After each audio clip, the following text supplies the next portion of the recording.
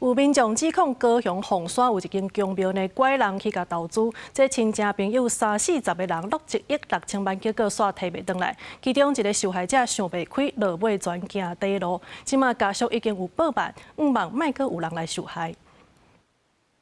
他一开始去求母娘是想要问他情感的事情。受害者查某囝哪讲哪好，家属讲，伊妈妈去凤山一间公庙熟悉2位细孙的公主，自109年开始，就用母娘的名义爱受害者摕钱出来借姓吴的查某人，落尾煞变做投资房地产。不过受害者逐个月赚的钱付利息了后，阁互公主以添求休的名义爱关互庙里，这部分就几落百万。家属讲，落尾姓吴的查某人无照时间汇钱，妈妈只好找亲戚朋友借来贴，最后等西北过就行绝路。因为妈妈是代书。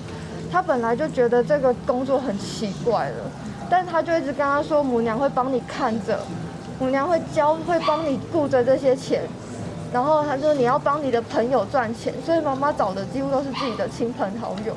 如果妈妈今天是要害人，她不会找她自己的亲朋好友。 律师讲，姓孙的公主利用受害者对宗教的虔诚，爱伊借钱投资。受害者无够钱，就摕6间厝去设定，佮甲亲戚朋友借，前后拢总投入1亿6千万。现场佮有6个受牵连的受害者嘛出面。律师强调，将会对2个公主甲姓吴的查甫人提告，毋望卖佮有人受害。我们一定要全力追究孙丽娟、孙丽文以及吴佳慧的法律责任。 要让他们付出代价。来找公主问一下，就是有关于那个。是在帮忙不清楚。我知道，那能不能帮我们联系一下？那你留电话可以吗？针对家属的指控，咱实际来到公庙要找公主，毋过人无伫咧。工作人员也表示无了解，无方便表示意见。